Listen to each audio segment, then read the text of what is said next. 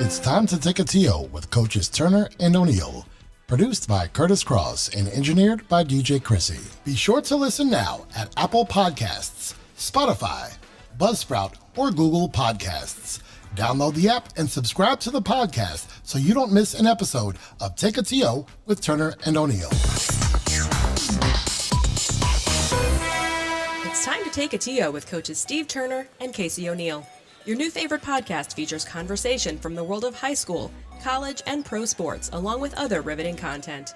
Connect with us on Facebook and Instagram at Turner O'Neill Podcast, on Twitter at Turn On Podcast, or visit www.turnerandoneill.com. Thanks to our partners, Ray Cruz and MCF Mortgage, the Tamara Cusick Team, Dynamic DJ Entertainment, Healthy Baller, and Insurance Alliance Group, LLC.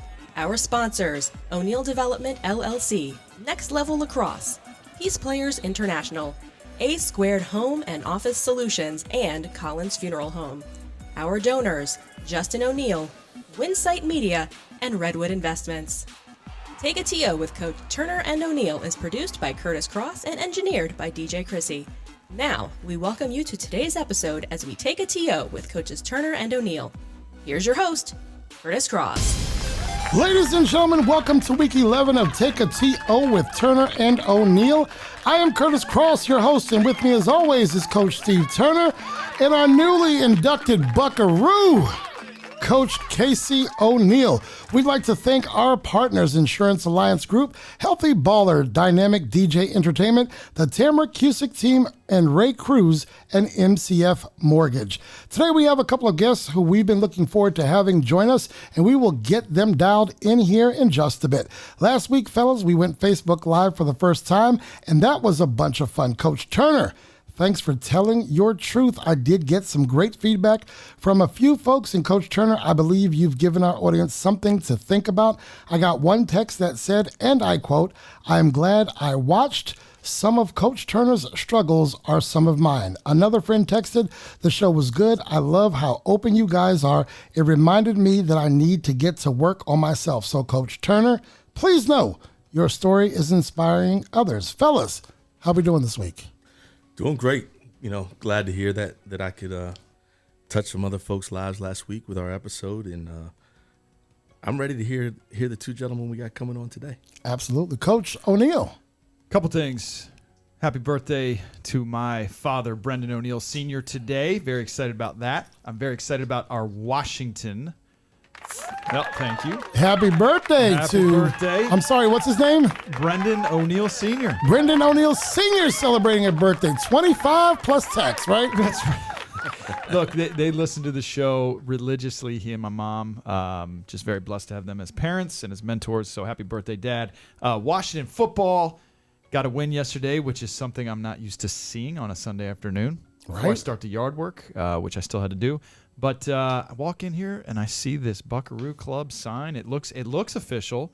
It's straight official. I got my holster fries here. So what more does the guy want? Yeah. And here we are.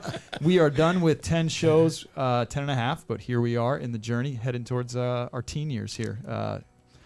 Did I quote a number today? I think I got an email that said we have over 1,000 episode downloads now. Big time. That is big time. So thanks to everyone who listens, downloads, and all that good stuff.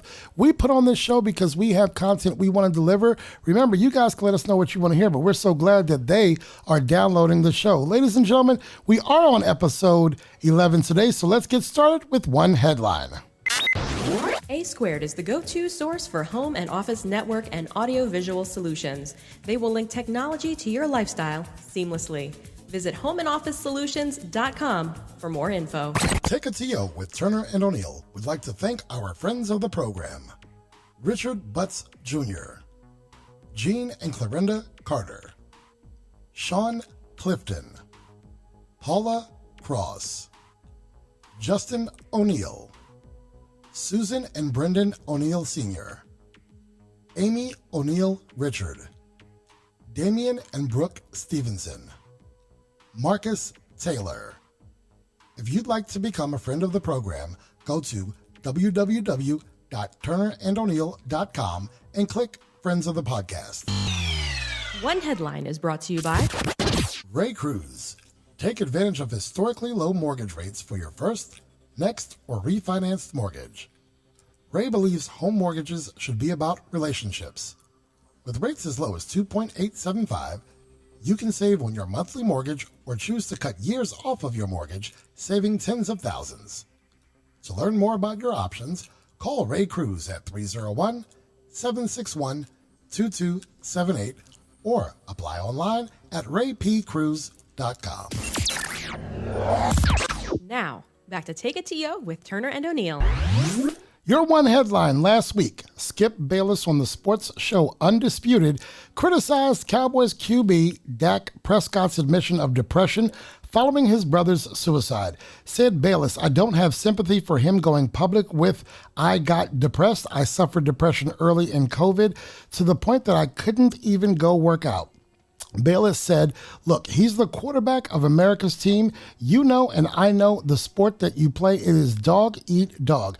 There is no compassion. Bayless went on to further suggest that Prescott should not have made those thoughts public and should have found a way to internalize it and or deal with it himself. Gentlemen, your thoughts. Skip is Skip. He's paid a lot of money to try to say things that, rile up folks. And this is below the belt. I mean, it's not even close. You don't even go near something like this, going public with that. He should know better. I think the question comes up that I've heard in some debates is, should he be fired for something like this? For that, I don't know, but I haven't seen an apology yet. He probably should come out and say something. But when it comes to depression, on this show, we know that we're speaking our truths. We're reaching out, and I could not disagree more with what he said. And something needs to happen. He lost a fan in me. I can tell you that after I heard it. This man stepped up and spoke his truth. He spoke to how he was feeling, based on a life experience and having something happen to his brother. And for him, like you said, Casey, he went below the belt. And he definitely owes that man an apology. What does it have to do with being a football player? That's probably one of the biggest problems we have in the world today, is that everyone tries to tell men that they're not supposed to be able to have emotions or share those emotions based on things that are going on in their lives. And it's the biggest problem why we have so many men with mental health issues, because they keep so many things bottled up and locked in and don't share those feelings with people.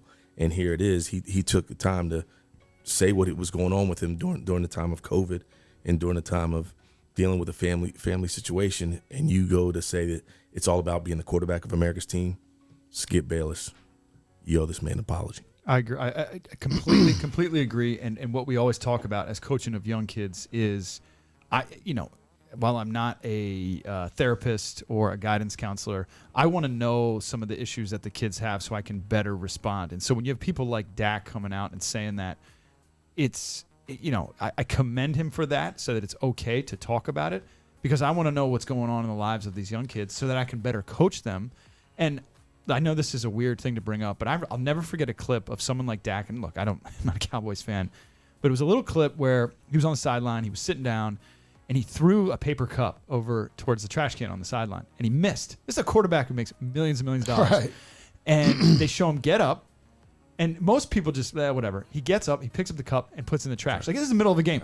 So, again, this doesn't have to do with depression, but it just shows the kind of character in those little moments. Well, and coming out like this just kind of shows who Dak really is.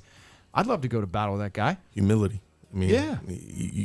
You can't say enough about his character for him to be able to do that, because most people making the money that he makes would have expected somebody else to just go pick it up for him. Right. But, again, going back to the situation where Skip's calling this man out, sometimes you need to be able to let people know what's going on in your life so the troops can rally around you. You find out quickly when you do open up and you're vulnerable to who you are, who really has your back. Obviously, Skip Bayless doesn't. You say Skip lost a fan in you. He lost a fan in me too. But like you, Casey, and like you, Coach Turner, I'm not a Cowboys fan, but I think Dak gained my respect as a player. But you know what? As a human, to our listeners, Skip Bayless got it all wrong. It doesn't matter if you're the QB of the Dallas Cowboys or a chef, an Uber driver, or a university professor. Only you know what you are feeling, and to be able to speak about it with someone just may be the support you need. Perhaps confiding in a friend or a family member will help. Maybe a qualified professional will help. But please know that you are not alone. If you want or need an anonymous source of help, you can call the National Suicide Prevention Hotline 24 hours a day at 1-800-273-8255. For crisis support in Spanish, call 1-888-628-9454. You are not alone. And that is your one headline. At Peace Players, we use the power of sport to unite, educate, and inspire young people to create a more peaceful world. We offer sport programming, peace education, and leadership development to those living in communities in conflict. We challenge the hate that is driven by fear of our differences. Find out more at www.peaceplayers.org. Be sure to listen now at Apple Podcasts, Spotify, Buzzsprout, or Google Podcasts. Download the app and subscribe to the podcast so you don't miss an episode of Take a TO with Turner and O'Neill. The starting five.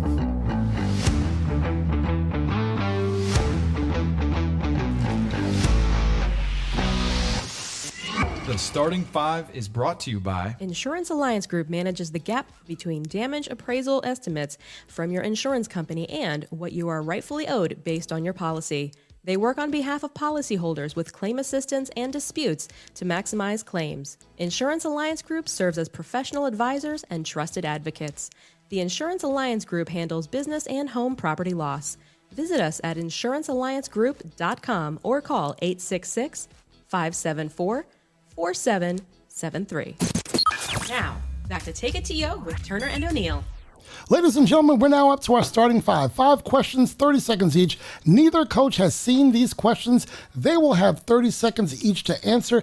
If they run over, as Coach Casey O'Neill sometimes does, Chrissy, what will you do? She will hit you with the ding, buckaroo.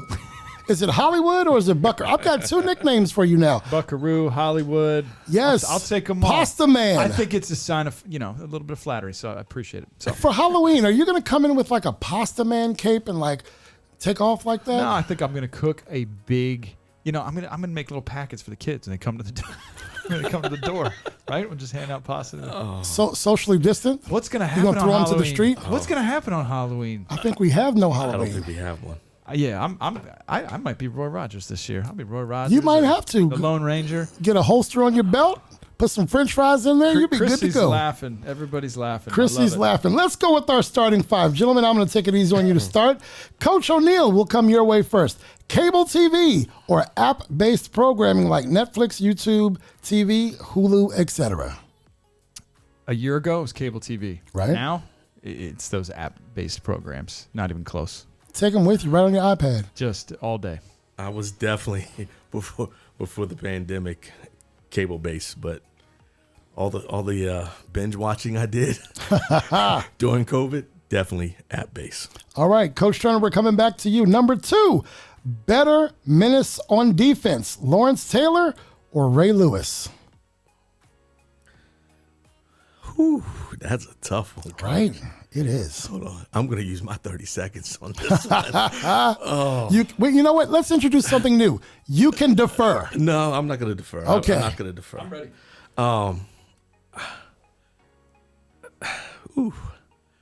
Now, if you defer, it comes back to you anyway. No, I know who I want. I'm going LT. Going to LT. I'm going LT. LT was during my prime of watching the NFL. He's the man, no doubt. Coach O'Neill. I have to agree. Lawrence Taylor. And not that, look, if the question was who's a better trash talker, it's definitely Ray Lewis. Mr. Lewis. But Lawrence Taylor, I just remember so much from him playing those Washington Redskins. I can say that, right? Because it's in the past. Yes, that's who they were then. And I'll never forget that sack on Joe Theismann back in the. My dad was actually at that game in RFK. Lawrence Taylor. All right. Number 3, coming back to you, Coach O'Neill. Who has, I'm so glad you're getting this one first. Who has the better jumper, Ray Allen, Larry Bird, or Reggie Miller? Whoa. You get one, you can defer once per starting five. This might surprise you, but from the looks of it, Ray Allen's jump shot was beautiful. Just I'm looking at it. Larry's was a little bit, a little higher up and kind of off a little bit. And then, Reggie had a weird release too. So I know this won't sound... Yeah, might not be popular with everyone. Yeah, they might not. My favorite player of all time is Larry Bird, but I'm going to go Ray Allen. Coach Turner. All right. I'm going to give you the long of this to get you the answer you want. All right. Prettiest stroke, Ray Allen. Okay. I said. But that's not what he was noted for when he came into the league. He was an athlete who was going to the rim, dunking, and finishing on people. Right. Want to have dramatics? Reggie Miller. You want Reggie. But the best jump shot is Larry Bird. Larry Legend.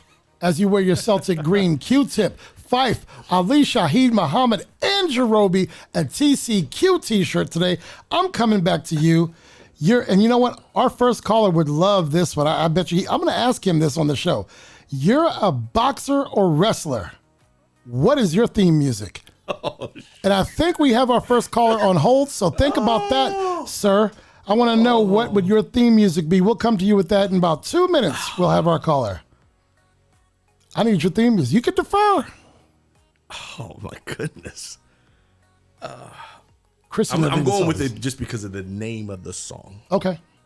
Midnight Marauders. Midnight Marauders. That's the way you're coming out. And you have to think about this each year for Purple Eagle, right? Yeah, I do. Yeah, you do. And let me tell you guys, when he picks his song for Purple Eagle Madness, it is like, Curtis, I'm going to do this one. Or should I do this one? Or should I? It's like an hour before showtime, and he maybe has it picked out. Coach O'Neill, you're a boxer or wrestler. What is your theme music? Oh, this may seem corny, but I've always loved Eye of the Tiger. I swear I knew you were going to say that. I swear it. That, and I've always loved John Cena's theme song, too. I don't know what the name of it. It's got that dun-na-na-na. You know what I'm talking about? Yeah. Well, you know what? Yes. Some people will let us know. But do you know what that is, Tiger. Chrissy? John Cena. She's a wrestling fan. She loves wrestling. Coming back to you, Coach O'Neill, for our final one. Homemade apple pie with homemade ice cream or the best cheesecake you've ever had? People are going to think I'm crazy. Neither. But if I had to choose between the two, I'm going to go the homemade apple pie. All right, Coach Turner. It's pretty easy for me. Cheesecake. Best cheesecake. And the story for this goes, I didn't like cheesecake growing up. I'm not going to get to 30 seconds. I'll get this. Went to Europe, played soccer.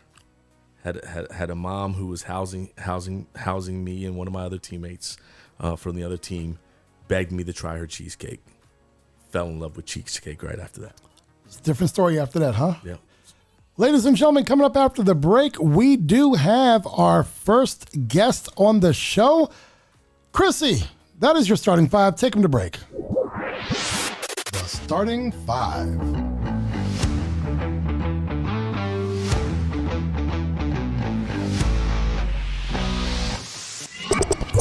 Next Level Lacrosse.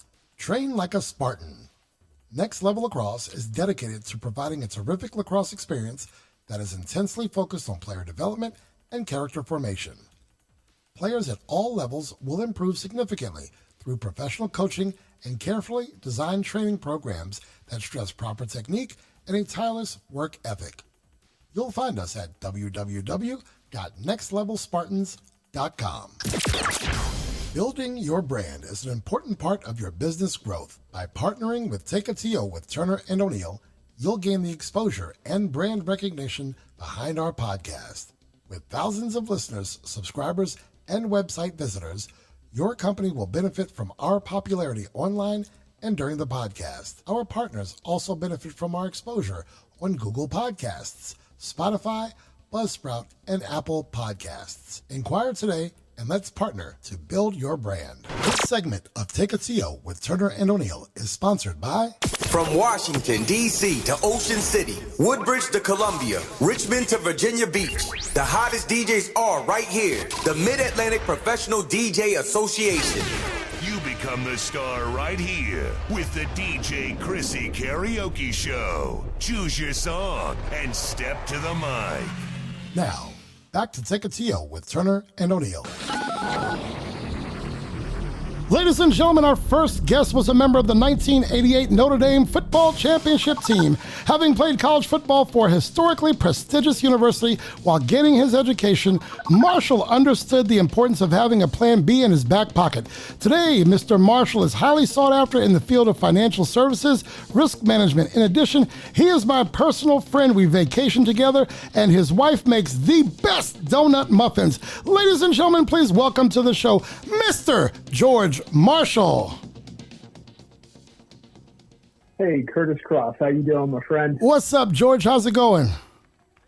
I'm doing well, thanks. Very good. And you? I'm doing fine. I've got Coach Turner and Coach O'Neill here, and we want to jump right into it. Gentlemen, this is Mr. George Marshall. George, welcome to the podcast, and thank you for coming on with us today.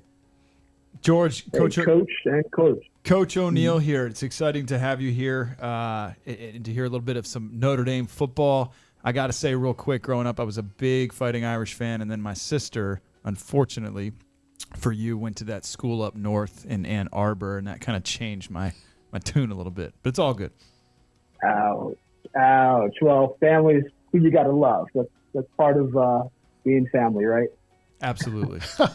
George, we want to thank you for joining us today. We appreciate your time and look forward to you sharing with our audience your journey from high school to big-time Division I athletics and life after Notre Dame. So talk to us about your journey to Notre Dame. Please explain the recruitment, your high school career, and when it became real that you were going to be a scholarship athlete. Wow. Thanks, Curtis. I really appreciate you giving me an opportunity to come on and coach. Well, starting off back in, I guess I wanted to say Pop Warner years. I'm talking, when you're 10, 11, 12 years old.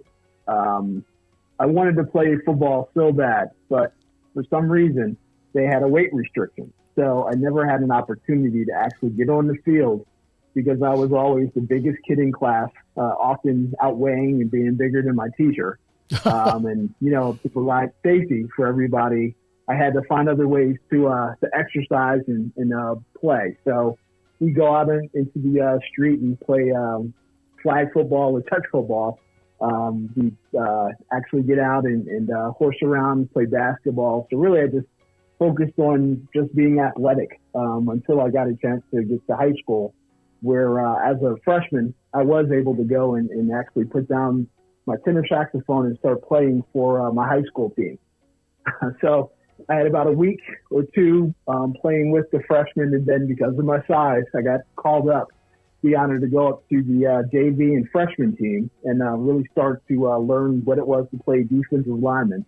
And there I had basically blossomed along with a lot of great athletes and my high school team under Coach Len Rivers to develop into somebody that, a couple of teams wanted to look at going into my senior year. So not to ramble, but basically I had an opportunity and I had the blessing to go to University of Virginia, West Virginia, UCLA, and Rutgers. Those were my official visits that I took. And then a few unofficial visits. The Florida Gators down at Florida, and then also Florida State.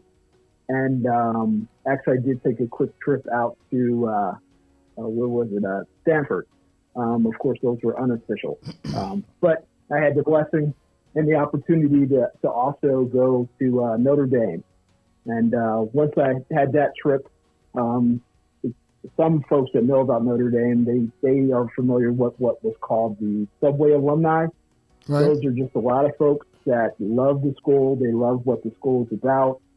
Many were immigrants. Some were from Ireland, Irish immigrants that came over, and they just had an affinity for the Catholic school and the history and the tradition that the school already had. And it was in the Northeast out of New Jersey, New York. And my mom was good friends with a few folks, and they started the campaign when they heard an opportunity for me to go to Notre Dame. So that's how I wound up going, is having a lot of good family and a lot of good friends that wanted me to focus on, not just having a plan A or plan B, but having as a plan A to be successful. And they felt like, prepare yourself and do the right things the right way up front, and you'll be prepared for whatever comes. George, Steve here. Unbelievable story there. And just listening to you, the thing that resonates with me is, as being a coach and having to deal with kids and recruiting, you had some unbelievable choices. Like I listened to your choices, and I don't know that you could have gone wrong with any of the choices you had presented to you. What are some of the key factors that made Notre Dame the choice? And also talk to these young men and young women out here who are dealing with recruiting and recruitment, and who helped mold that decision. What were some of those key factors and why you made those decisions, and who you allowed to be a part of your decision process? Yep, sure. Well, definitely, I first have to give a tremendous amount of honor and respect to my parents. My father, he wasn't necessarily taller than me, but he was built like me, or at least I'm built like him. And he commanded respect in the way he moved, his expectations, and his mannerisms. So with that being, in mind, he always impressed upon myself, my older brother, and also my sisters, that he was here to raise men and people to contribute to, our society and our community. We were busy. We were kids growing up, but we had fun, but we also had work as kids. We had things that were expected of us, and, there were goals, there were expectations, and, thank God we all turned out really well, and we all have a good idea of what we need to do to contribute to the next generation. Aside from that was my coach, Coach Lynn Rivers. He was tremendously instrumental into not only looking at the athletic abilities of all of the kids that he had coming through, but also trying to have that special knack for honing and developing in them, and also supporting them and giving them the opportunities to get, the next level. We had a couple of folks that came through and actually went to Penn State before me, a couple other, big time schools, Division I. So, we were being groomed into a really great opportunity with choices. Every kid has a choice, and luckily we had enough people in our community that loved us and that cared about us, and also would whip us into shape or go and tell our parents when we were doing the wrong thing. So it was definitely a village that raised me and raised a bunch of us that came up together. Thank you. Hey, George, Coach O'Neill here. Again, thanks for joining us. You mentioned, sort of this journey, and I always love to hear people's stories and their journey. And, we're going to get to sort of the things that you're doing now in your life, and then also get into, some of the experiences playing big-time football. But I just can't help but see that all these experiences, so you go on all those recruiting trips, you're meeting all these coaches, talking to lots of people. Don't you think that, I guess now when you look back, so you're in financial services and risk management, you're dealing with people all the time, but can't you point back to all those experiences, not only with your family, but with those trips and talking to adults when you're in high school and being kind of not forced into that situation, but being able to go back to that and see how you kind of learn the craft, because everybody's so focused on getting to, sports and pros and things, but so many lessons you can learn along the way that kind of help with what you're doing right now. Can you talk about that a little bit? Oh, sure. Absolutely. And again, along with, Coach Rivers, my parents, the other assistant coaches at our school. And again, as a community, we weren't just being groomed to play football. We were actually groomed to become student athletes. And, there was a tremendous influence on all of us, learning to become the best citizens, basically, to represent, number one, our school. We had tremendous pride there in high school, and then that carried over into Notre Dame with its tradition and how to carry ourselves then. Also, it was always, impressed upon us that being in the limelight meant you had to act like and respect and appreciate and deserve to be in the limelight. That it wasn't, any easy handouts, and you had to earn your way to get there, but then you also had to earn your way to stay there and remain relevant. So, yeah, I would say it was just a tremendous amount of influence by our coaches. And that's why whenever I hear the term coach, I give respect because of the dedication and the focus that you guys have to choose to give to kids. They're not necessarily yours, but they're granted or given to you guys to shape and mold and to make better people. So my hat's off to both of you. Actually, all three coaches that I'm talking to today. Appreciate that. We appreciate Thanks. So George, you have, there are folks out here listening right now. Once you were at Notre Dame, please explain the culture of Division I athletics, the regimen, the nutritional and physical commitment, the travel, preparation, and game days. I don't know if you can make that a short answer, but you don't have to because it's our show. We've got time. But tell us about what that was like. I know you and I have traveled together, and you've told me some things I'd like you to share with our audience in terms of what you're putting into your body, how you're training, how you manage that with a school schedule. There are kids these days who want to get a Division I scholarship. They're probably good enough to do so. They can make the grade. And then you step on campus and there's a lot of work. It's not just what you see at, 1 o'clock on, Saturday afternoon on NBC. So tell us what all goes into that. Oh, sure. Wow. I would say from the 4 years that I was at Notre Dame, one of the biggest life skills that I learned was time management. Absolutely. It was a typical week was up at 5 a.m. Monday through Friday, out the door, and between making sure you got some breakfast in you and making sure you've got all your classes in place. Because, again, it's your responsibility to maintain, the average so that you remain, able to play, eligible. And then after lunch to be able to get over and start your job, which is, football, from film to actual strategy meetings to position meetings to actually being able to get onto the field. That's if you don't have strength and conditioning sessions before. And then we'll get on the field by 3, and then that's nothing but football until about 6 or 7, or until the lights come on. And then we were released to go for a training table. And back then, nutrition, they felt on about the food group and to make sure you eat healthy, depending on your position. But we did not have a special training table. Notre Dame was not into the, special dorms. It wasn't into the special meals. It was you eat like everyone else. Of course, you can eat a lot because we were a lot bigger and had more calorie demand. But, protein shakes were not a thing back then. Neither was supplements. All of the science and the sports nutrition that they have now, I'm actually jealous. But back then we had carbohydrates. It was a drink called Asst, which was nothing but carbohydrates. And that was like your big drink, not Gatorade. They were heavy with pastas, spaghettis. They were also big with, of course, fruits and vegetables and, basically just eating right. And, of course, they'd impress upon us of things that we should not be taking into our bodies. Of course, the banned substances and drugs that we would be tested for randomly and also routinely was a big no-no. And, no one wanted to get tested and, get a red hit, which means that, you either had to lose a game or you had to sit out depending on, what was actually found in your system.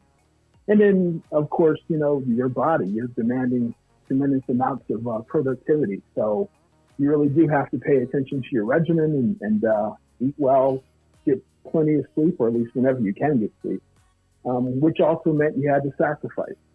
There wasn't a lot of time that you could just hang out at the bar. There was times when, the regular students, because we lived among them, we didn't have a separate sports dorm. We were just like, all the students that were at Notre Dame.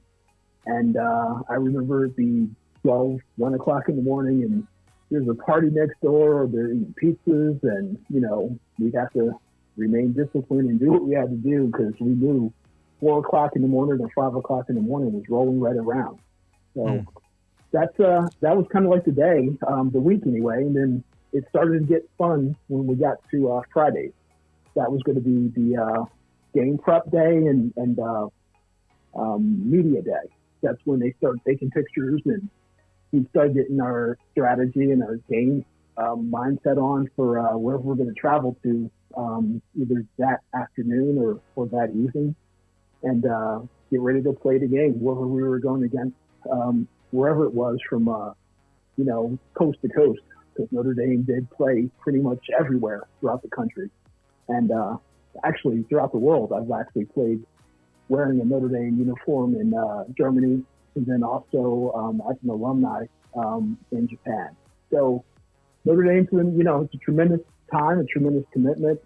Not everyone can do it. It wasn't easy, but it was a tremendous place to be from, and an honor to wear the old blue and gold. All right. So you're telling me there was no sports science, so you just had to achieve perfection on your own. Well, that's the way George Marshall is built. Is that what I'm supposed to understand? Well, that would be nice to say, but no, it takes a lot that goes into it. And it's always a refinement. It's always, trying to do better. It's constantly watching films and learning how to be humble. Sometimes when you're watching yourself and you watch yourself make a mistake, you got to be the one to stand up and say, yeah, I made a mistake. I did this wrong, or I did that wrong, so that that the guys next to you will learn to trust you, which means don't make that same mistake twice. Right. So, of course, you're wearing a ring. You've got a Notre Dame ring. You have the championship season with Coach Holtz. Tell me about the injury. And then we became real that the next steps might not be beyond the field you were on right there. Where did the injury take place? Tell me. You took me through that before. Take our listeners through that. Yep, sure. So I was playing nose guard, probably I'd like to say the hardest position in football. And back then we did play a 5-2, which means the nose guard is the anchor of not just the line, but of the entire defense. Everything hinges off of that 0 and that shaded one technique, whether it's strong or weak. And, pretty much had been playing with some very good athletes. Chris Zorich was a lineman back then. He wound up winning the Outland Trophy in his senior year.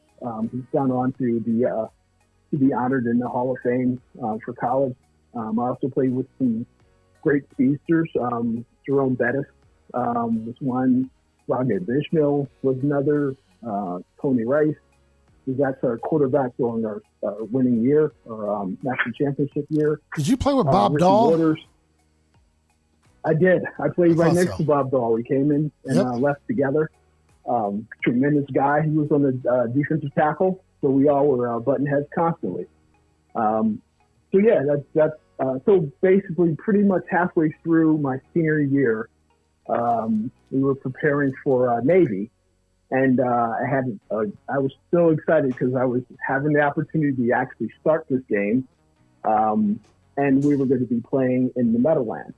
Well, if anybody knows me, they know I'm from New Jersey, and growing up, it was always a thrill, and it would always be a dream to somehow play in the Meadowlands, not just to go watch the Giants or the Jets play, but to actually be able to be in the locker room and come out on the field. So that was being, lining up for me. Everything was in place. And then Thursday, probably the last 5 minutes of heavy hitting came.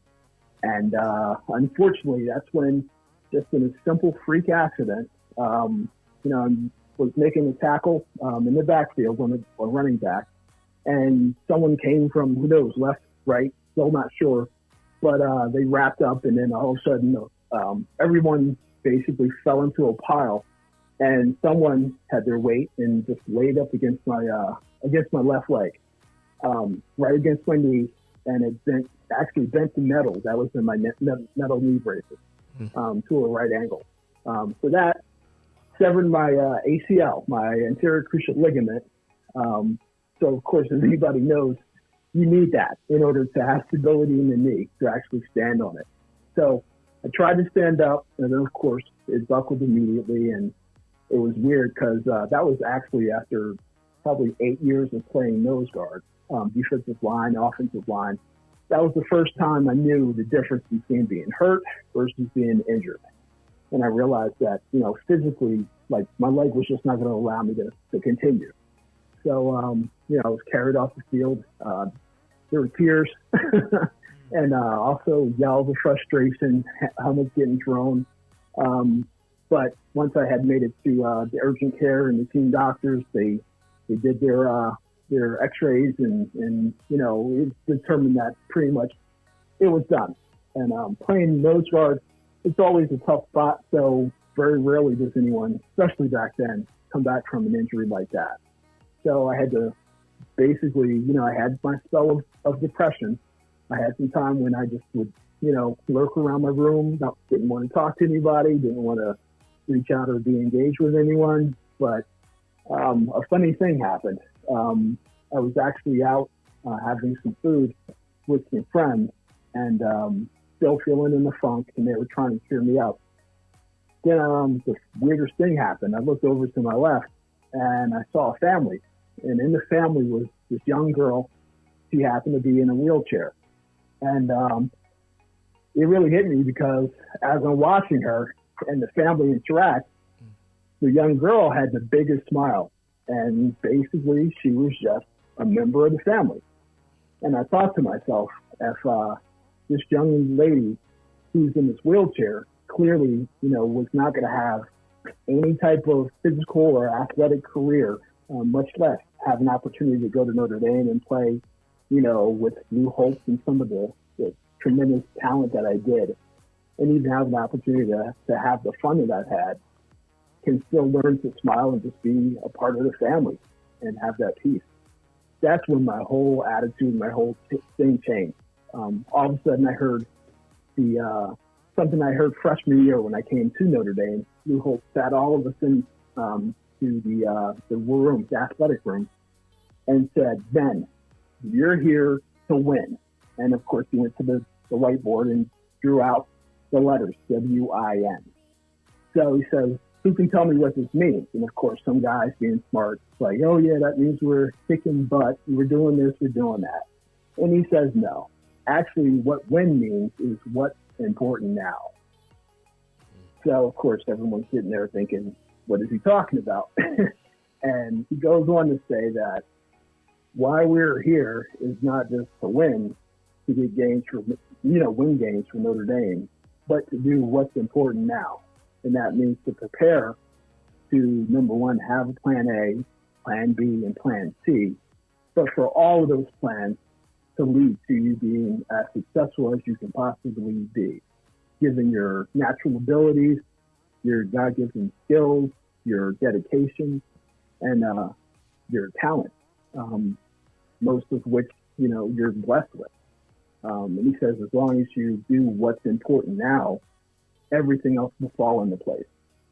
So in that moment, I thought, well, what's important now isn't to continue to look at this leg cast that I was in from ankle to hip and wonder if I'm ever going to really be able to walk or run again the way I used to. But actually, am I able to smile, have that joy in my heart, appreciate what I have been able to do, and, get myself together, figure out what's important now.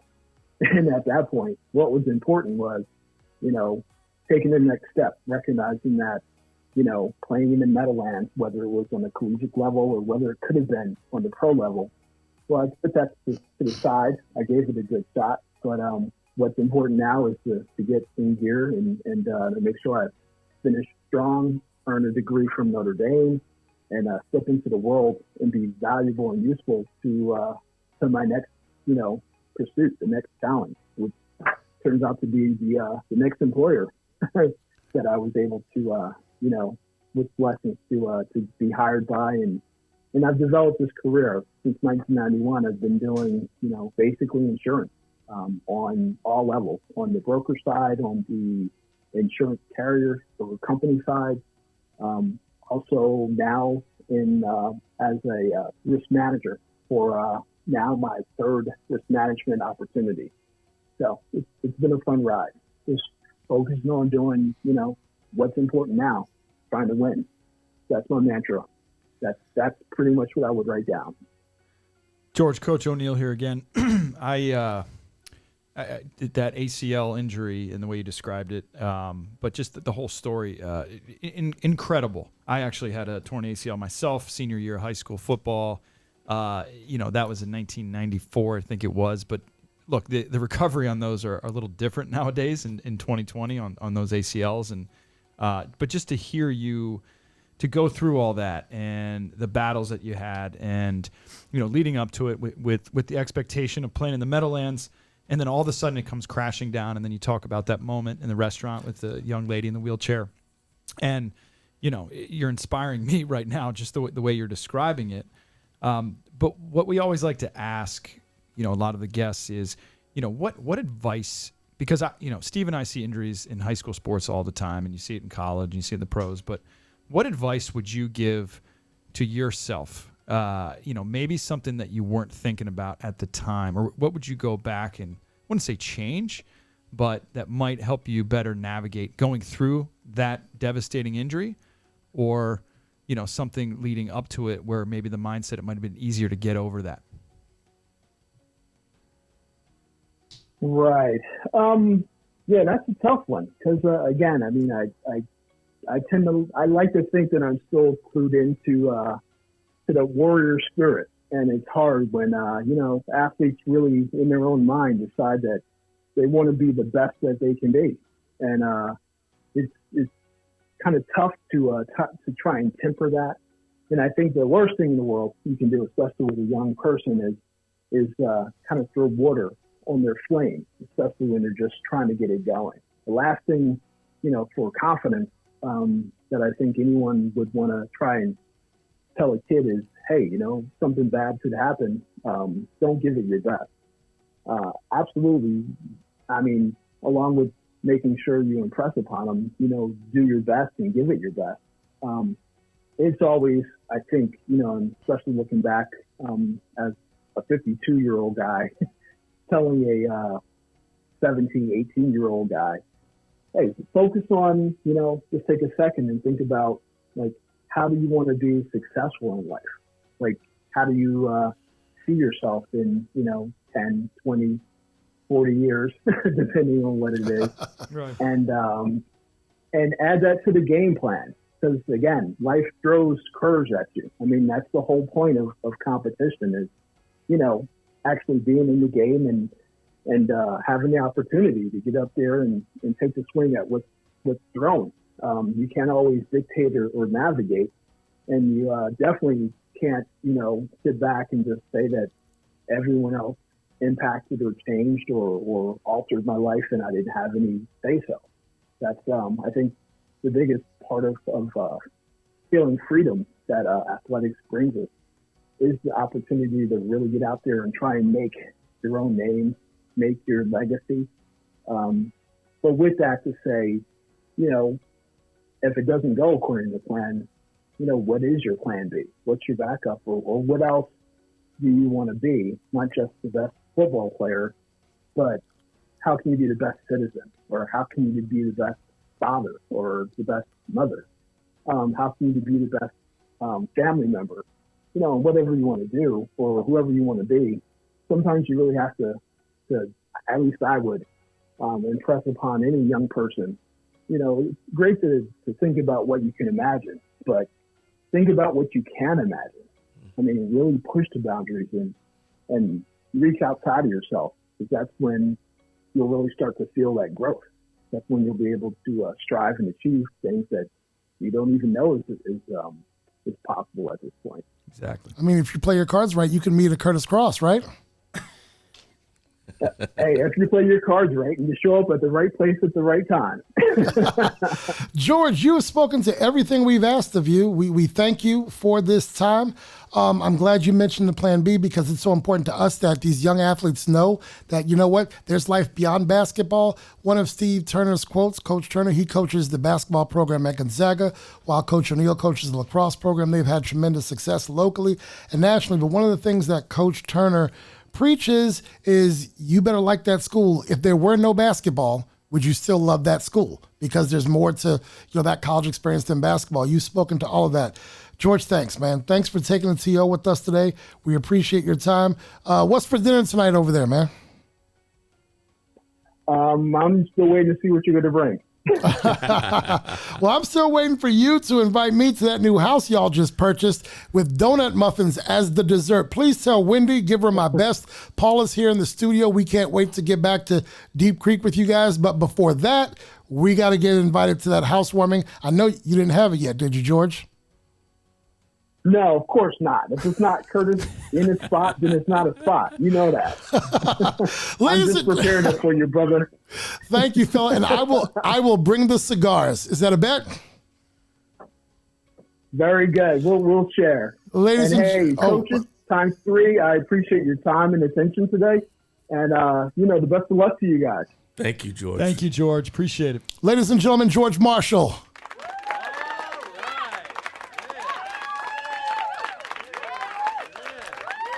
Fellas, so what do you think? That's my buddy George Marshall. He spoke to a lot, didn't he? He did. He was great. Absolutely. I want to go. I want to go have dinner or whenever that housewarming party is. I want to go because I want to talk. He talked about Tony Rice, Jerome Bettis. He talked about, I want to get into the Miami game. I want to get into battles with Boston College. He was on Catholics versus Convicts on ESPN. I should have mentioned that. He played for arguably one of my favorite coaches in Lou Holtz. I love that. And you can tell he got a lesson from him, and look at how it affected him for his future.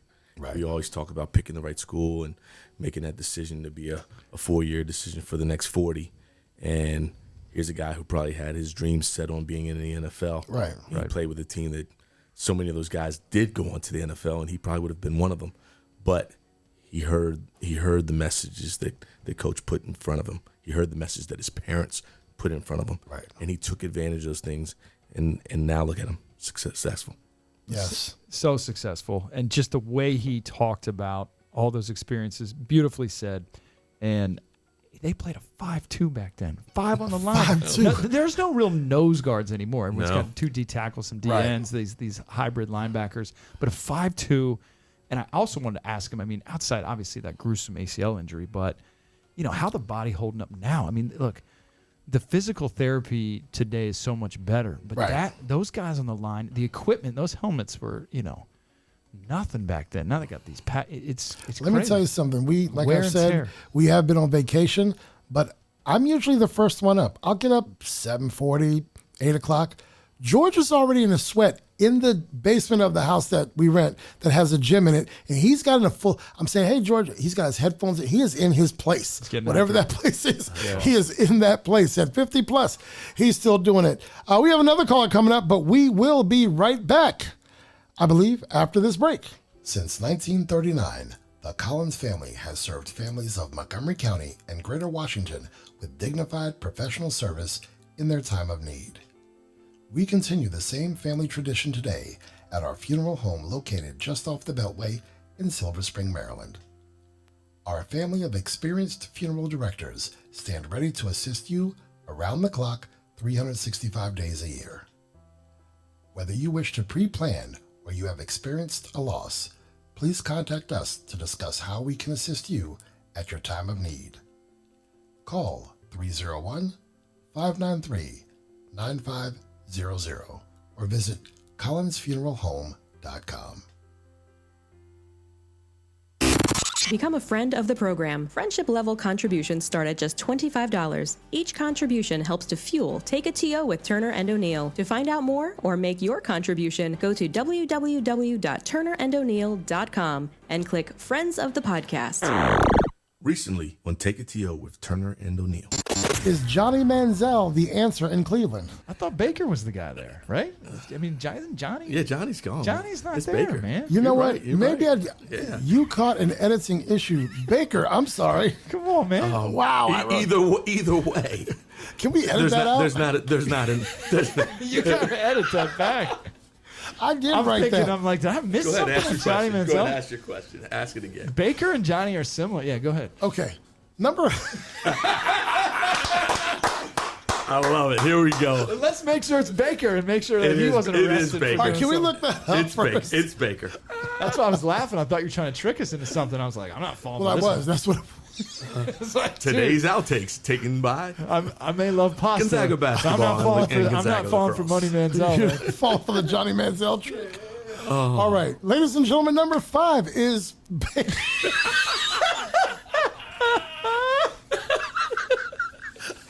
I think we yes, he's out. This segment of Take It To You with Turner and O'Neill is sponsored by Real estate is more than just houses. It's about people, too.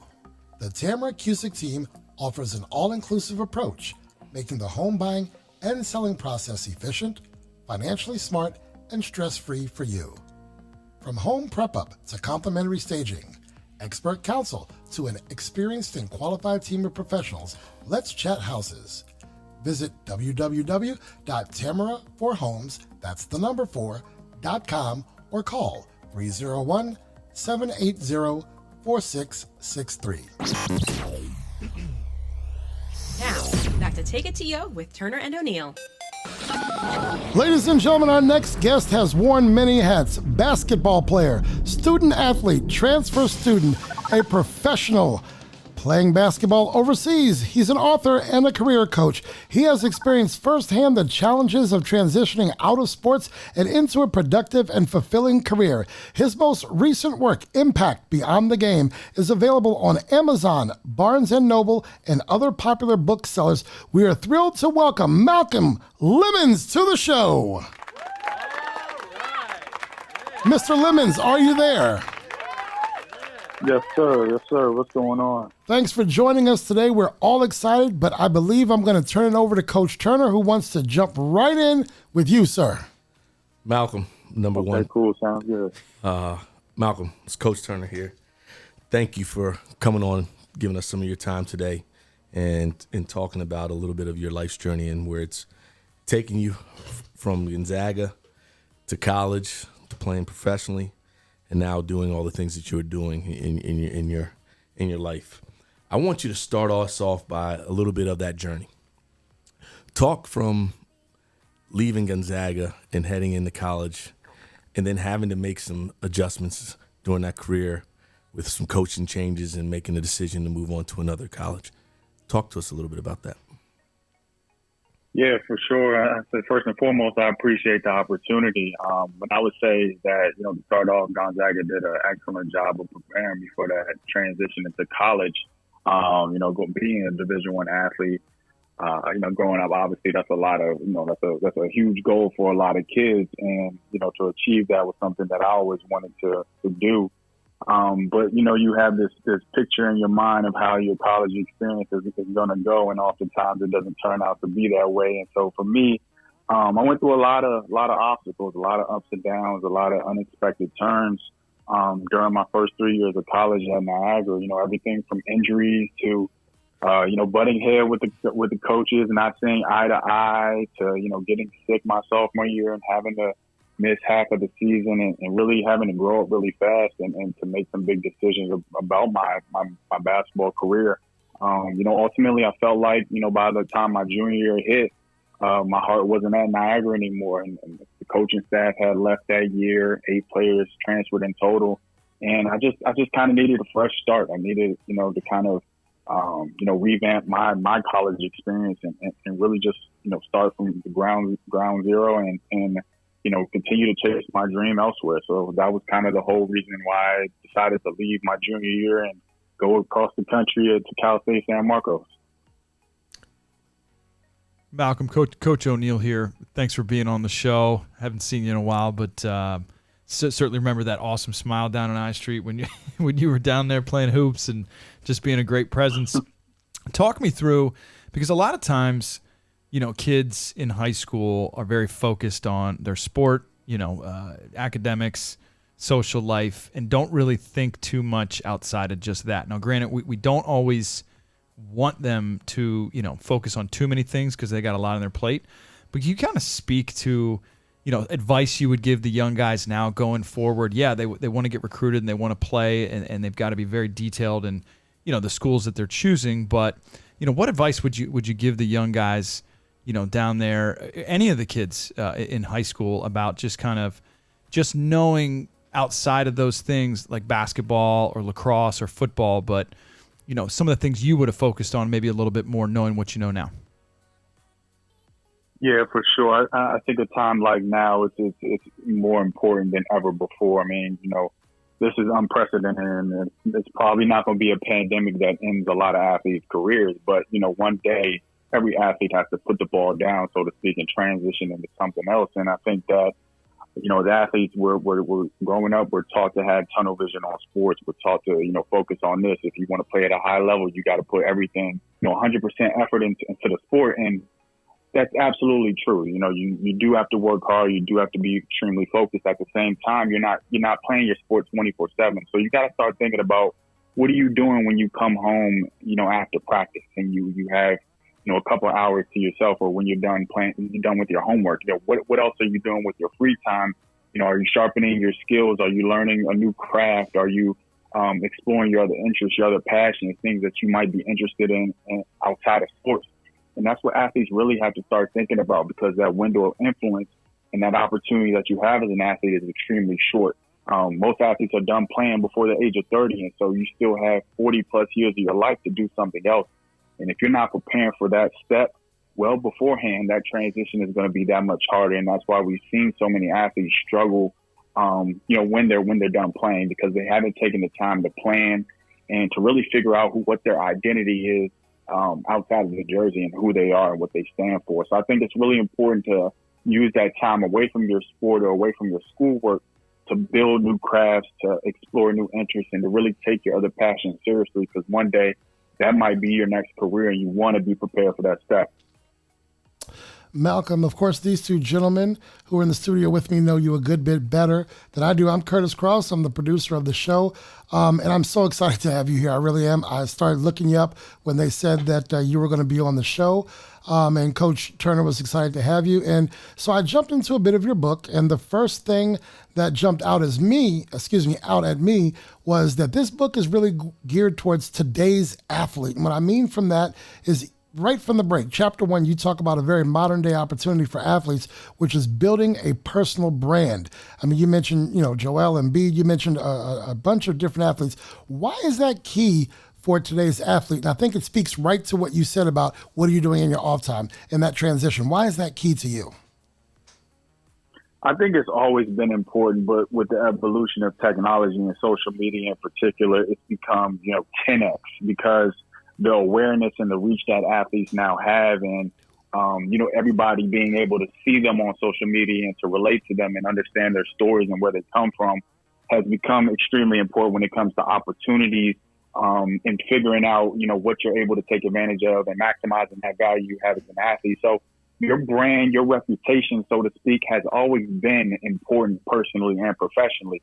It's just amplified. And so what I'm trying to do is empower and educate athletes to understand the platform that they have and to really take advantage of that time. Because going back to that window of influence, looking back on my career, there were certain things that I wish I would have done differently, such as network better or utilize social media to meet new people and to tell my story and get people to relate to me. So I think that if athletes do that, no matter what level they're playing on, no matter what sport they're playing, they can have opportunities. They can build new bridges for themselves and really kind of have other options once they're done playing specifically.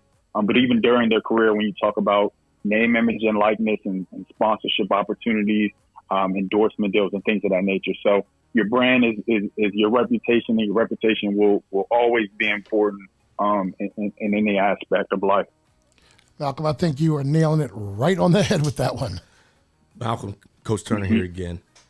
I told you the other day just how proud I am of you. And now you just finished your second book. Let's go back to playing overseas. What was it when you finished playing, or when you knew, like, all right, the ball's gonna stop bouncing for me right now, or I'm ready to have the ball stop bouncing, that led you into the path that you've taken? It's To be honest, it was just because I had a ton of time overseas. You know, any athlete playing overseas will tell you, you practice maybe a couple hours a day, and you got the rest of the day to kind of, you know, whether it's getting treatment or whatever else, you got the rest of the time to kind of do what you want. And my second year playing over in Japan, I came in the middle of the season. You know, I had a rocky experience my first year around, so I had gone some time without basketball, and that kind of got me started to think about what I wanted to do, but I really didn't have a game plan. But that second year, you know, like I said, I came in the middle of the season. We had a big break, weren't playing any games. We were just practicing. I didn't know the city, didn't know my teammates, and I just had time. I had a computer in front of me. I had no Wi-Fi at the time, and I just started to think about, one, you know, if basketball wasn't in the picture, what would I be doing with my life? You know, I went through that the previous year. I had to work 2 jobs I hated. And I was like, I don't want to go through that again. So what would I be doing if this happened to me again? And then I also thought about my experiences, the obstacles that I went through, what I had to go through to become a professional athlete, to reach this point in my life. And that just really led me to writing as a method of like therapy and reflection. And I just fell in love with the process because, like I said, it was just therapeutic for me. And it was something that, you know, I just continued to do. And I started to share that content. I started to put it out, and people started to say, like, you know, you got a pretty inspirational story. You've been through a lot as an athlete and as an individual. You ever thought about writing a book? And I was like, I've never, you know, given 2 thoughts about becoming an author. It was nothing I aspired to be, but I felt like I was doing an injustice to the athletes who might, you know, go through similar experiences or who have gone through similar experiences if I didn't share my story. So that was really what kind of, you know, led me to becoming an author. And then from there, it would just open up other doors as far as media opportunities and, you know, just opportunities outside of basketball. And that was really like the beginning of my transition and me starting to see myself as being, you know, more than an athlete. Malcolm, Coach O'Neill here. So talk to me about, or at least the listeners. So you decide, you put that pen to paper, and then you know, start writing, and you have this vision, which I love because it's it's a lot of that self-reflection, and you're seeing the things you want to do. And a lot of people are scared of change. I mean, that is a big thing for people is to all of a sudden have the idea of change. But my question is, tell the listeners what are the steps? So you put pen to paper. How do you get that book published? Like, who do you go to? What are the steps that you take for, say, some young writers out there? How does it work? If you could just, you know, in a minute or two, talk about those steps. Yeah, that's a really great question, and I would say that it is probably a podcast for another day in its entirety. But honestly, it's just about seeing it through, man. Like, if people ask me this all the time, like, how do you write a book? It's like I never knew anything about the book writing process, but I just broke it down. Like, okay, I'm gonna, you know, write a little bit each day, and then write a little bit each day, and then edit it, and then, you know, I'm gonna find a publisher. So just doing some research online and getting in touch with the publisher and reaching out to people who have gone through it before and kind of getting their feedback and going through the design process and getting the cover together. So it's really just understanding that, you know, writing a book is an overwhelming thing for a lot of people, and you know, most people won't even attempt to tackle something like that. But for me, it was just about, how can I break this down step by step, and take it day by day to kind of, you know, climb this mountain. So it's a very, very extensive process. It's a lot of time, a lot of work that goes into it. But like anything in life, you know, as long as you're loving the process, you're enjoying the journey, you're learning throughout it all, you know, it's one of the most rewarding things that I've ever done. And, you know, we'll continue to do. It's writing for me is something that comes naturally and something that I genuinely love to do. So, yeah, that's really how it was. That's breaking awesome, it down day by day. That's awesome. Malcolm, you mentioned that cover. I love the cover and the color scheme of that cover. You talk about the importance of learning and adapting as it relates to building one's brand. And I interpret that as, you know, whatever you're on to today, there's going to be a next something tomorrow as far as how you must evolve your brand. I imagine that's important to you, too, to stay relevant. Can you please explain that to our listeners? Yeah, absolutely. I think we're always constantly evolving as individuals, and we all have a multitude of interests and things that we want to pursue in life. And so when it comes to your brand and how people perceive you, that's going to change over time. Like the essence of who you are, your story will stay the same, but the things that you pursue, the opportunities as far as your career, those things will evolve and change over time. And that's why we see people, jump from industry to industry or career to career.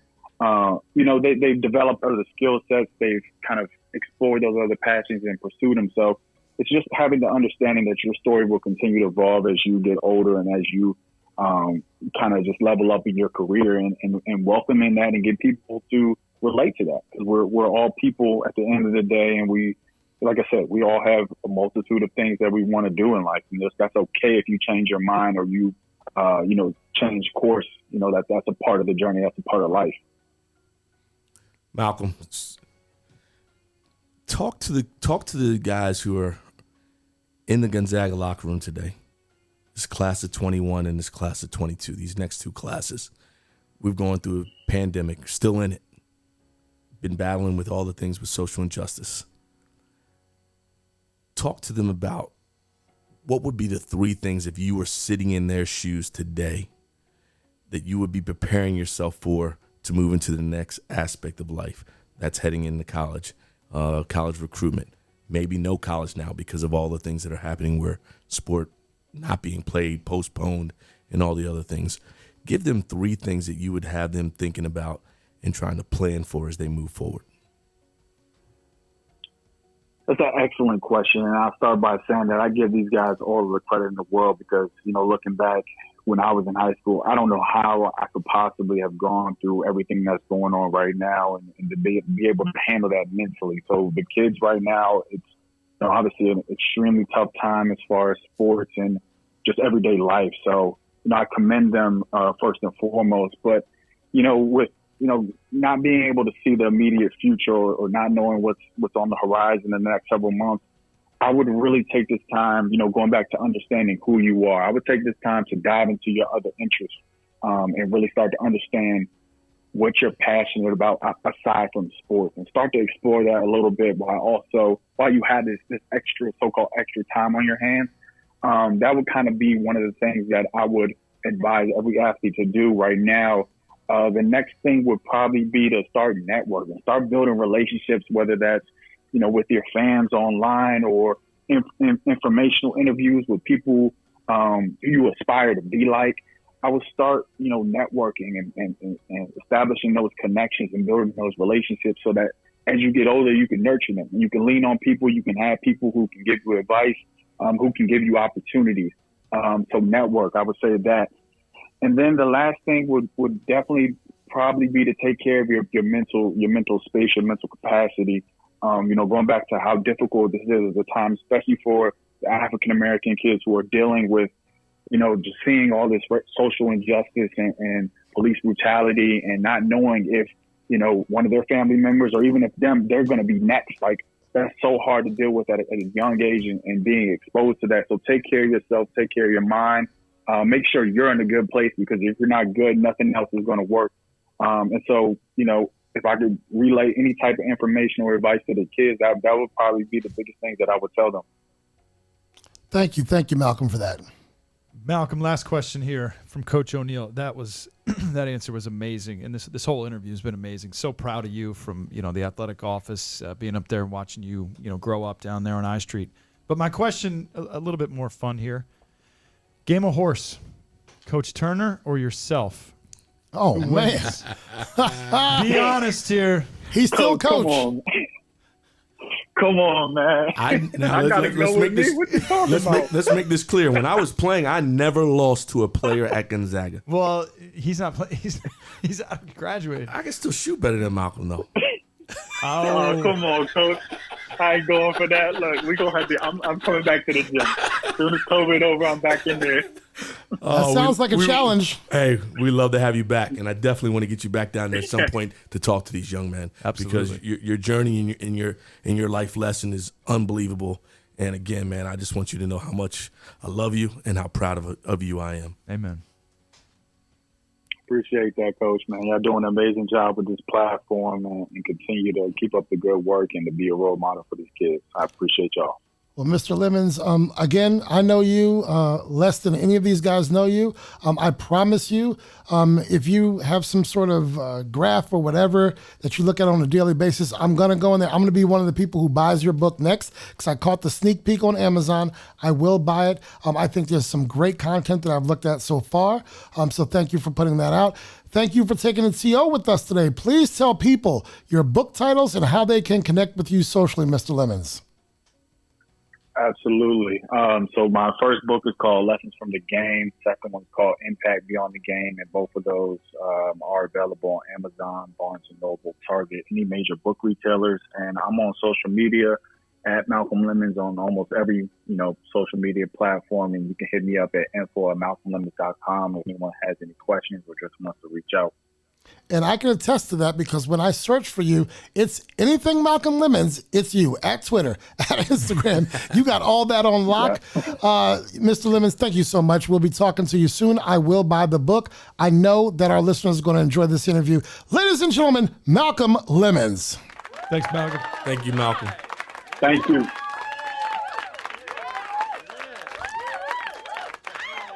Gentlemen, we brought in some guys here today that can speak from two, I think, similar yet very different perspectives. Malcolm Lemmons is more about today's athlete. He had his, journey through sports.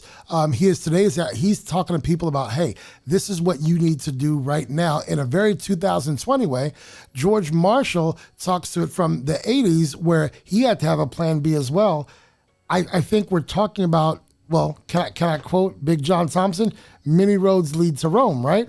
And they both got there in two separate ways, but some very fascinating and very applicable ways. I love the whole idea of this episode and these interviews because we talk so much about the now and what the kids are doing and the focus, and to see and to hear these two gentlemen talk about, the future and what they do and things didn't work out their way. I mean, that's life. That is life. Things are not always going to be just the perfect way that you want it to be. And I love the self-reflection. I love that they acted on it and that they embraced the change. And man, to hear Malcolm talk, I mean, I just remember him when he was a freshman, sophomore, and it makes me so damn proud to see these guys and what they're doing. And he was awesome. Great guest. Sounds like as many athletes, he got a curveball and dealt with it.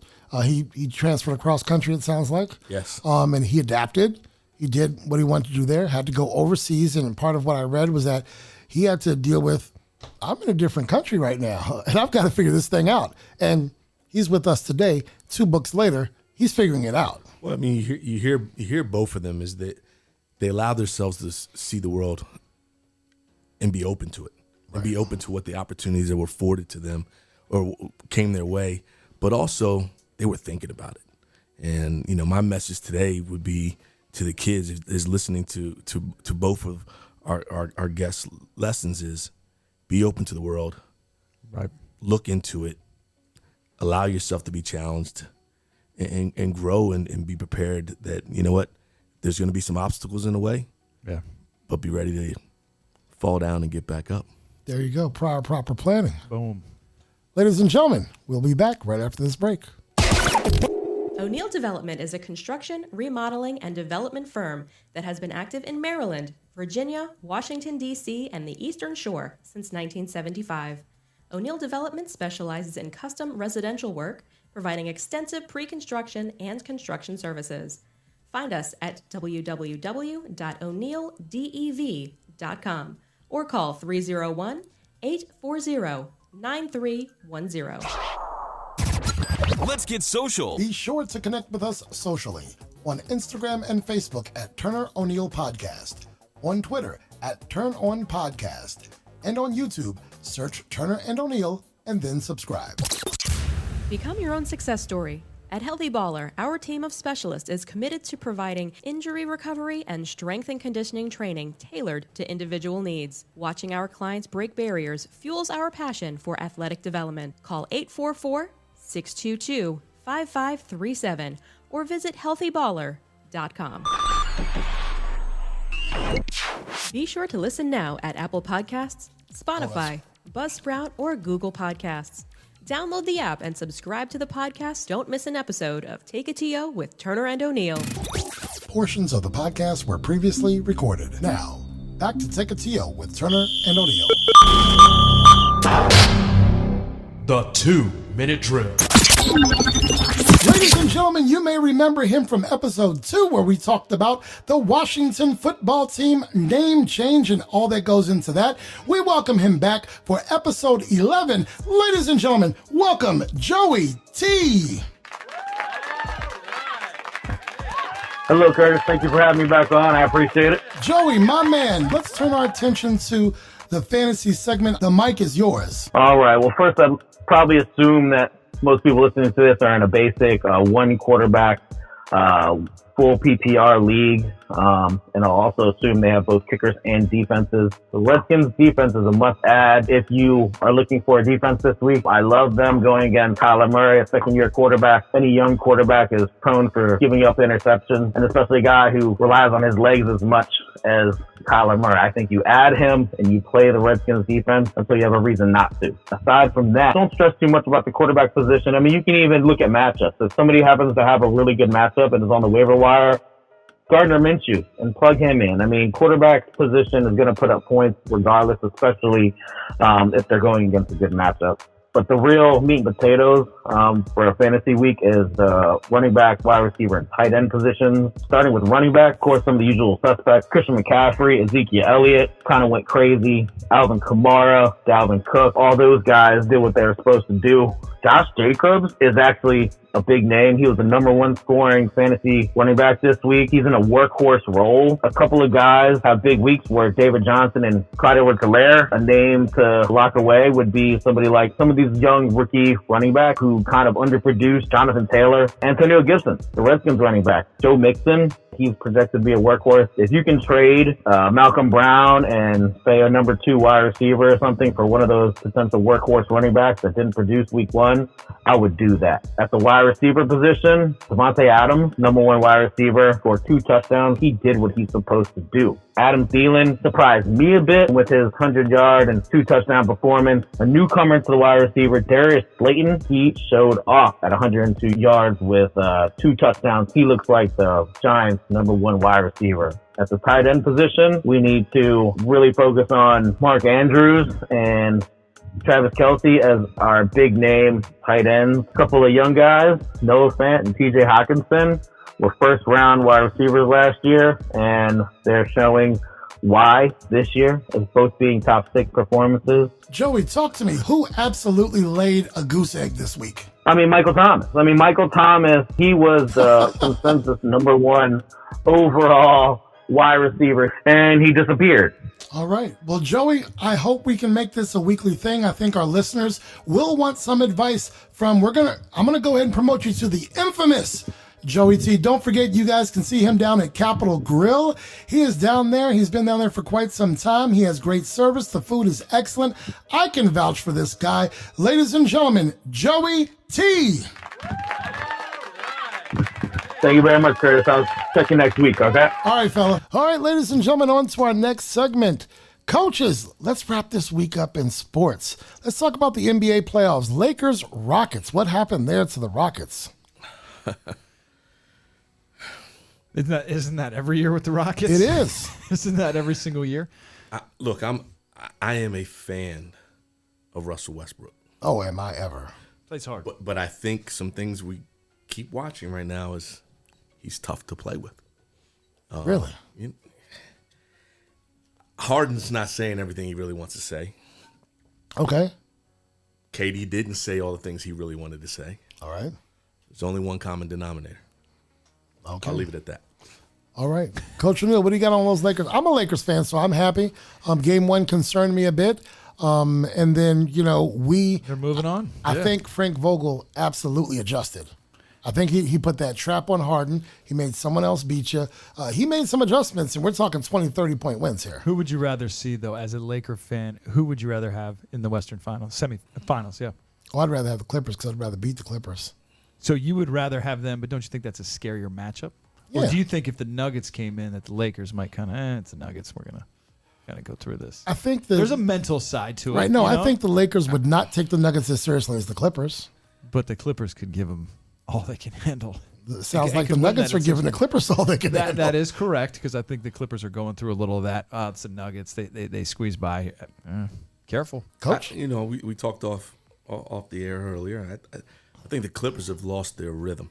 Like I don't see them how I saw them before the stoppage. And Beverly being banged up, right, not being himself, their whole rotation is totally different than it was when they were rolling during the year. Honestly, I think the Lakers would rather see the Clippers right now. I think the Nuggets could have presented them some problems in terms of the matchups. I think the matchups would have been a lot different. Joker, huh? Yeah, I think the matchups would have been a lot different. I also think that the TV networks want Lakers Clippers. Oh, no, sure. But the whole story to me, is the Heat. Miami Heat. This is. I mean, it's on my bullet point to get to. I'm okay. If you jump ahead. Am I the producer or you the producer? You know what? Take the laptop. Here. You want the laptop? Here. Man, the bromance has to come out every week, right? This is when Chrissy needs a mic, when she can say, Kurtis, just leave You want alone. the laptop? Can I? Yeah. Here's the laptop. You take it. We can, it's. Chrissy put me back in check. All right. Sorry. You said it would go 7. Toronto is now out. How about those Celtics, huh? The young fella, Tatum. Yeah. He's coming into his own. I just like the mix of their team, man. They play for each other. They play like a band of brothers. They remind me of the fellas down on I Street that we get to coach. And they've been fun to watch. I think this is going to be a fun series. Yeah. And Kemba's not really showing off that much. He's not. You took the words out of my mouth. Because I was going to say they've won without a guy that I think could win. He could play hero in some big games. Right. And he's due for a couple nice games coming away. So, and as well as Miami's playing, and I think they're another team playing for each other. I mean, they talk about it. Like your boy we play for each other. But Kemba's due to have a couple like all-star type performances. Coach O'Neal, the Celtics and the Heat. Jimmy Butler. That guy is Mr. Buckets. He gets better and better with age. And he's not. How old is Jimmy Butler? Well, I'm going to find out for you just now. So, just watching him over the years and sort of the journey he's taken, and to see him perform the way he just competes, man. So, who do I have it in that series? I don't know. Come on, man. Make a call right here. I'm going to go with the Heat. Today is Jimmy Butler's birthday. Really? It is. September 14th, 1989. He just turned 31 today, like your father. Him and your father. And my friend 31. Debbie. Happy birthday to Debbie. You know who else's birthday it is? Amani Roberts. That's right. It is Amani's birthday today. And my friend Liz Roop. That's 5 birthdays we're celebrating right here on the show. But I think Jimmy just gets better with just watching him with age. Just gets better and better. So, in Miami, I'm going to go with the Heat. All right, you're going Heat. I wouldn't mind seeing Lakers Celtics if the Lakers can get there. So I wouldn't mind seeing the Celtics win. Lakers are one series win, one championship behind the Celtics. It'd be nice to tie it against them, assuming we get there. Mm-hmm. So that would be sweet to beat the Clippers and then the Celtics. You'd love it. That would be sweet. Let's talk NFL. Is it business as usual? Was there not enough effort toward the social justice climate, or was football back and it's everything it ever was? Go ahead, Coach. See, I'm not a big NFL guy. Right. I can't really speak to it. I watch it enough because I still love my Washington football team, but I didn't pay too much attention other than seeing who some of the matchups were, picking who I thought might win, and I did pretty good. You missed an opportunity though. What? You didn't put any money on it. Yeah, that was probably a smart move because I probably would have went. It all would have went the other way if I did. Way. I enjoyed the yesterday's. Well, obviously we got some Monday night games going on, but it was nice. Look, I have not letting the Washington football team, crash my Sunday evenings and or Monday mornings anymore. So right. I'm like with Steve outside of the fantasy football or maybe just the pro pick'em stuff. Just not letting it consume. But yesterday was one of the most beautiful days. And had the TV out on the back porch, and just watched football. It was really nice. It was felt a little normal. No, it was nice. Definitely fun to watch, and to watch Washington's comeback made my day. I'd like to see a little more efforts in social justice there. I know there are plenty of sports who are doing it, and we're going to get to a young lady who's doing that on her own. But in the NFL, in the past, the no fun league, and people like Adele, the owners would not let these guys do anything. We've seen it, but they're taking steps, small steps, but at least they're taking steps. Cam's debut versus Brady's debut. Cam ran for 2 touchdowns, got those Patriots a win. Brady seemed to struggle a little bit, had a pick 6 and another pick there, and those not Buckaroos, but Buccaneers, they took a loss to the Saints. It was to the Saints. It was to the Saints. I mean, look, that NFC South is not playing the Bills and the Dolphins and the Jets. There you go. You know what I mean? Right. But look, Brady. They brought Brady in because Jameis Winston threw tons of picks all the time because he needed LASIK eye surgery. Right. But that was true, right? I think they realized his eyes were off. The Bucs are going to be fine. Chrissy, did you know that Jameis Winston was the quarterback of the Tampa Bay Bucs, threw a ton of interceptions last year, and in the offseason they realized his eyesight wasn't correct. Yeah, so who knows what will happen now? But his eyesight. Anyway, they brought in Tom Brady because he's Tom Brady. But that's where he is now in Tampa Bay, and he brought some of his crew with him, right? Speaking of, by the way, part of the question with Cam Newton, did you see his suit yesterday? Oh, my. Woo. Canary yellow, right? Canary yellow. Why did my boy text me a picture of that and say, Kurt, why you let him borrow your suit? Then with the custom shoes. It was a bow tie, right? It was a tux, I thought. Nah, it was like I don't know if he had anything around the neck. I'm going to have to look that up. But, yes, we did see what Cam Newton came in looking like yesterday. It was interesting. It was absolutely interesting the way he came in yesterday. But they got that win. And where do we think Cam's going to go with these Patriots? Well, it's hard to tell. But I think that organization is built so well and managed so well, at least from the coach down. Look, Coach Belichick's he's unbelievable. Bad boy. Yeah, so I think it's going to be fun to watch New England. Yeah, Cam's not the same runner, but there's the bow tie. Oh, he did have a bow tie. Good. Yeah. I think that it looked like Cam was having fun with who I assume it was on mute. His offensive coordinator. Yeah, looks like they're getting some things together there, but we'll see. It's week one. It's week one. Lamar Jackson, did he have like a 5,000 QBR? Like it was like 150, 160, somewhere in there, right? I mean, he was just a stone face yesterday. He's sick. You want him on your fantasy football team, by the way. No doubt. 4 touchdowns, I think. 157, maybe. I don't know what the highest is, but he was way up there. How about Cleveland just laying that egg too every year, talking about they don't have Money Manziel. That's why. Johnny Manziel. That's what it is. Let me go back to Lamar. He just has fun out there. Yeah. Right. It's no pressure put on him. He doesn't let anybody else put any pressure on him. He's just out there like he's back in the Pee Wee days, just having fun. Just enjoying it. And just gunslinging because he's doing his thing. Lamar Jackson, he is our MVP, I believe, from last year. Is that correct, gentlemen? Yeah. I think, it was Lamar. I know it was Mahomes. I don't think it was. Mahomes was MVP. No, it was Lamar Jackson. It was Lamar Jackson. He went 20 for 25, 275 yards, and 3 TDs. He only missed 5 completions, guys. Other sports, Naomi Osaka at the U.S. Open wins her second in 3 years.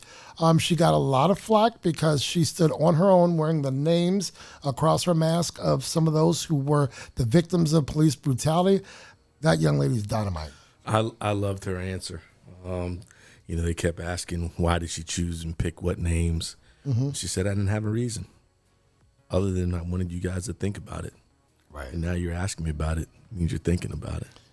I just love these young athletes. It feels like every 2 years, especially in tennis, you have these new faces that come in and just continue to change the sport and make it so much fun. And just you're going to be on water bottle probation. Sorry, knock that over. He keeps dropping water bottles on the studio table. Well, I mean, I got my holster fries here. I have no room. I mean, I got my Buckaroo Club. I mean, that's Steve's, by the way.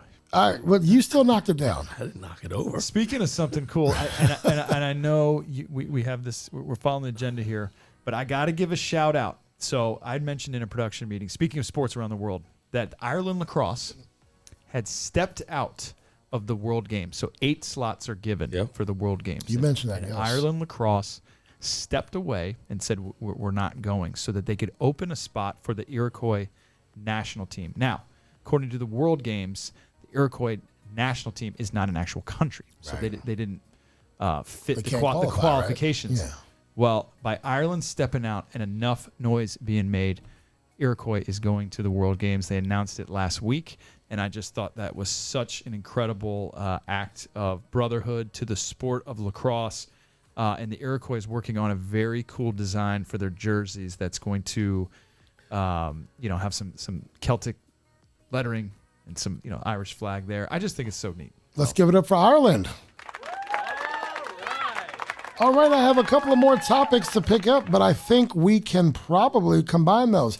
D'Antoni's out. They're talking about Sam Cassell coming in, but I hear D'Antoni and Billy Donovan both are going to be in Philly tomorrow interviewing for that job. That's what I heard within the past couple of hours. If D'Antoni goes to Philly, does that mean Embiid is out? D'Antoni doesn't play with a bunch of big men. He likes small ball, even though Embiid can hit that three. What are we thinking there, guys? I don't think they can get rid of Embiid, so he's going to have to figure some things out. Right.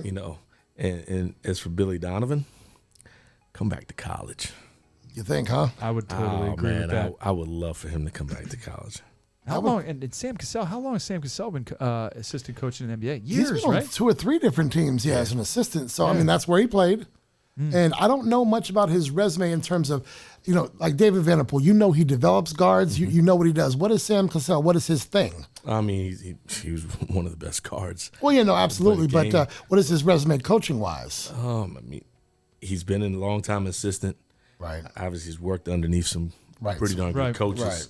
You learn a lot, and I think he will be a player's coach. Right. Where guys in the league respect him because of what he was able to do when he played. Of course. They respect him now as the assistant. He's the guy that you see a lot of times in timeouts, guys are listening to, and he's doing a lot of the talking. So I hope he gets it. I remember seeing him. He has the opportunity. I remember seeing him coach summer league, and now he's just elevating up that. I'm moving down that coaching bench, right? What college, Sam Cassell? Florida State. There you go. Okay, I'm not you have to send it his way. He'll know. I will. I'm not even going to propose to know. Let's move to the Stanley Cup real quick. The drought will end for someone. The Golden Knights have never won. The Lightning haven't won in 16 years. The Dallas Stars, 21 years. The Islanders, 37 years. Right now, Dallas is up on the Golden Knights 3-1 in that series. The Lightning are up on the Islanders 3-1. You know what? The Caps are just letting someone else in so they can come back next year and do their thing. Any thoughts on the Stanley Cup, gentlemen? I think you're going to see Lightning Stars. Good run by the Islanders, unfortunately, from our old coach, Barry Trotz, who was with the Islanders. Golden Knights, I don't think they're coming back. If my prediction, I think the Lightning finally pull this off. It's hard to believe it's been 16 years. But it's hard to believe they've been in the league that long, let alone in between cups. I know. And it's frustrating as a Caps fan to see a expansion team like the Lightning win a Stanley Cup before we did until 2018. But I got the Lightning winning the I do Stanley have a Cup. question. I'm looking at the bracket. Is it like double elimination, losers, winners bracket? Talk to me about that. The NHL bracket? Yeah. It's the same. It would be the same as NBA. It's just best of I'm going seven. to have to show you what I saw. Something threw me off. Coach, you got to take on that Stanley Cup? I quietly, I'm rocking with Dallas. You rocking with The Stars. Stars. Yeah, I'm rocking with Dallas. Who used to Now be here- called the now North Stars, right? That was my. I'm sorry. That was my trivia. That's good. But from what was the blank North Stars? What area? So what city or what? Oh, was it Minnesota? There you go. Yeah. Very good. Very Minnesota. good. Yeah, it was Minnesota. All right, let's take it to break. Chrissy, we are going to be back in just a moment. Contributions and partnership opportunities are available. Contact us today to get started. Winsight Media, connecting the food and allied retail industries through research, media, and events. Visit www.winsightmedia.com for more info. Redwood Investments. We are a private investment firm providing growth capital for acquisitions, roll-ups, and management-led buyouts. Visit redwoodinvestments.com or call 202-333-1395. If you have a question for the fellows, submit your question or show idea right on our website. Go to www.turnerandoneal.com and click Submit Your Idea. Become a friend of the program. Friendship level contributions start at just $25. Each contribution helps to fuel Take a TO with with Turner and O'Neill. To find out more or make your contribution, go to www.turnerando'neill.com and click Friends of the Podcast. Coach Casey here. Check out this week's episode drop and tell a friend to join the team at Take a TO with Turner and O'Neill by following, subscribing, and liking the show. Now, back to Take a TO with Turner and O'Neill. Ladies and gentlemen, become a friend or partner of the program. To do so, go to turnerando'neill.com and click partnerships. Remember our social media presence, Facebook and Instagram at Turner O'Neill Podcast, Twitter at Turn On Podcast. Please subscribe to our YouTube channel, Take a TO with Turner and O'Neill. Follow, like, add, spread the word. We are on Spotify, Google Podcasts, Apple Podcasts, and I think I'm making some headway with iHeartRadio. I hope to report to you guys next week that that's where we are. Feel free to email your show questions, content, ideas, comments, and critiques. We may not get to all submissions, but we do want to hear from you at turnero'neillpodcast@gmail.com.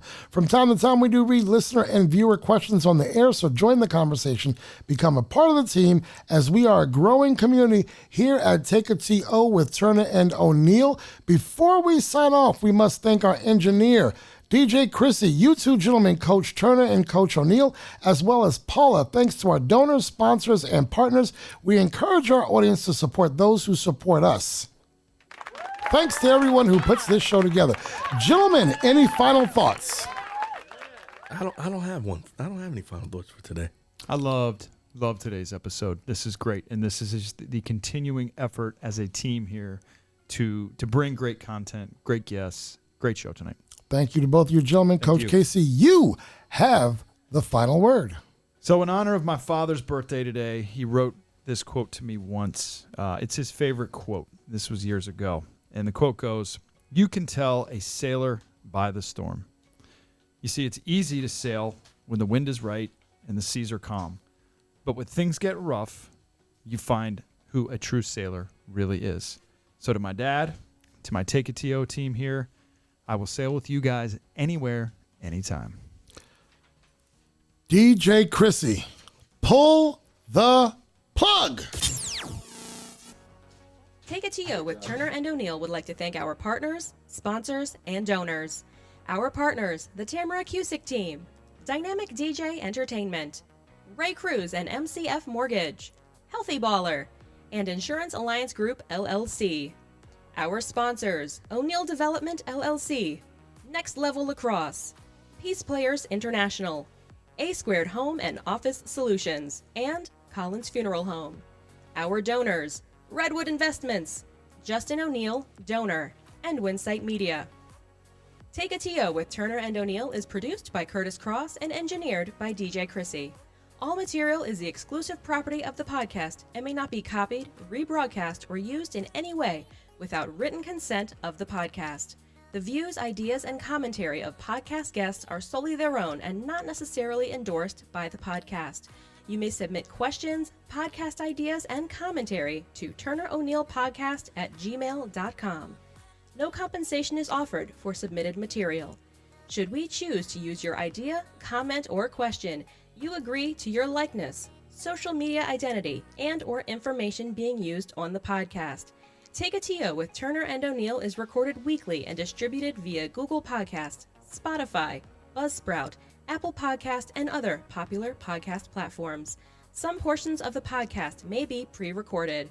Be sure to search and subscribe. Join us socially on Facebook and Instagram at Turner O'Neill Podcast, on Twitter at Turn On Podcast, and on YouTube. Search Turner and O'Neill and subscribe. Our website is www.turnerando'neill.com. Partnership opportunities are available.